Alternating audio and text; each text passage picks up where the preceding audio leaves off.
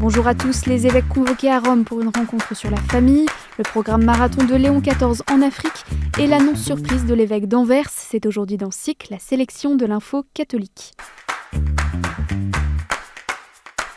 Léon XIV convoque à Rome les présidents des conférences épiscopales du monde entier en octobre 2026 afin de procéder à un discernement synodal sur les mesures à prendre pour annoncer l'évangile aux familles aujourd'hui.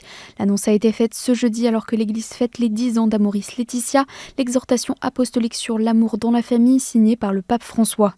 À l'occasion de cet anniversaire, le pape Léon XIV a publié un message saluant le message lumineux d'espérance concernant l'amour conjugal et familial offert par son prédécesseur. Le Saint-Père a rappelé que Amoris Laetitia offre un enseignement précieux que nous devons continuer à approfondir aujourd'hui. Notre époque est marquée par des transformations rapides qui rendent nécessaire une attention pastorale particulière aux familles.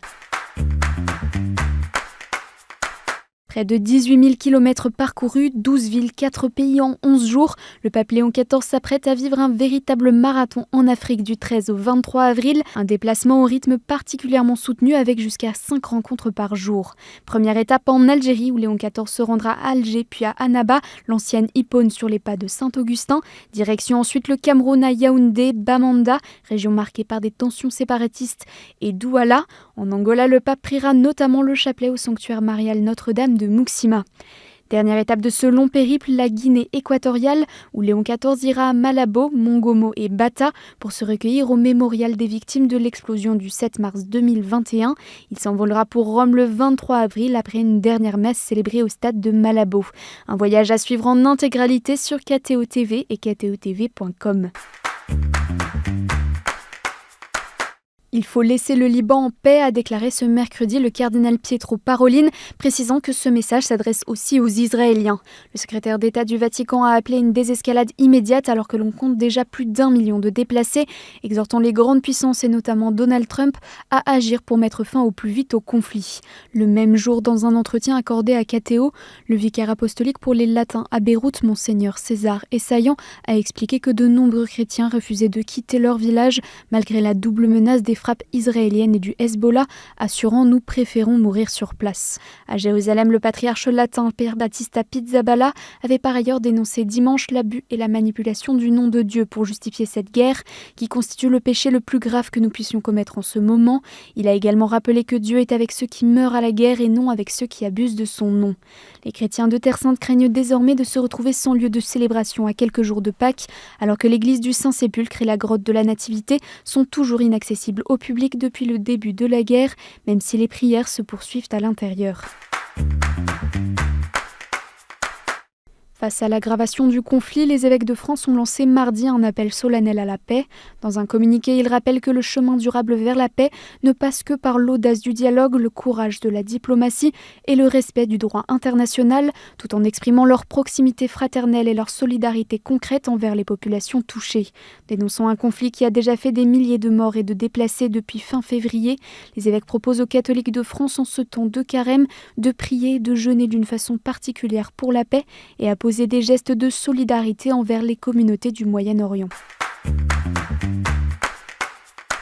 Déclaration choc en Belgique. Dans une lettre pastorale publiée ce jeudi en flamand et en anglais, Monseigneur Johan Bonny, évêque d'Anvers, annonce se préparer à ordonner des hommes mariés au ministère presbytéral d'ici 2028. Pour l'évêque, le recours à des prêtres étrangers ne suffit pas à pallier la pénurie de prêtres locaux, notamment dans son diocèse. Il annonce aussi la création d'un ministère institué de pasteurs dans son diocèse qui serait ouvert aux laïcs, hommes et femmes. Monseigneur Johan Bonny affirme que ces décisions s'inscrivent dans la phase de mise en œuvre du synode sur la synodalité qui avait pourtant rejeté cette possibilité. L'évêque assure également qu'il prendra le temps ces 2 prochaines années de communiquer avec la conférence épiscopale de Belgique et avec le Vatican qui n'ont pour le moment pas commenté ces annonces. Bruno Thévenin, prêtre incardiné dans le diocèse de Bailleul-Lisieux, a reçu l'interdiction perpétuelle d'exercer son ministère de prêtre et de célébrer tout sacrement, ainsi que de se présenter comme prêtre en public et de porter l'habit ecclésiastique. Cette condamnation, qui avait été contestée par le fondateur de la mission thérésienne, vient d'être confirmée par Rome. Une décision définitive et sans aucun recours, rappelle l'évêque de Bailleul-Lisieux, Monseigneur Jacques Habert, qui adresse sa pensée et sa prière aux victimes des abus commis par Bruno Thévenin. Celui-ci avait été condamné dès janvier 2025 2005 pour profanation de la Sainte Eucharistie et incitation en confession à des confidences d'ordre très intimes ainsi qu'à des gestes déplacés. Et en bref, la présidente des Focolari, Margaret Karam, a été réélue à la tête du mouvement. Élue pour la première fois en 2021, elle poursuit la tradition voulue par la fondatrice Chiara Lubich d'une présidence laïque et féminine. Elle sera accompagnée durant ce mandat par un nouveau coprésident, le prêtre argentin Roberto Almada. Mercredi dernier, l'association Emmaüs International et la Conférence des évêques de France ont annoncé l'entrée en vigueur de l'accord pour indemniser les personnes victimes de violences sexuelles perpétrées par l'abbé Pierre. C'est à la commission indépendante de reconnaissance et de réparation qu'est confiée cette mission d'écoute et d'accompagnement des victimes du fondateur d'Emmaüs dans un processus de réparation. La fête de la Madununchia Notre-Dame de la Miséricorde a été célébrée mardi et mercredi dernier en Corse. Ce rendez-vous a rassemblé des milliers d'Ajacciens venus pour assister aux processions, prières et messes proposées en l'honneur de la sainte patronne de leur ville qui aurait protégé la cité corse contre la peste en 1656. C'est l'archevêque de Monaco, Monseigneur Dominique-Marie David, qui a présidé la messe mercredi.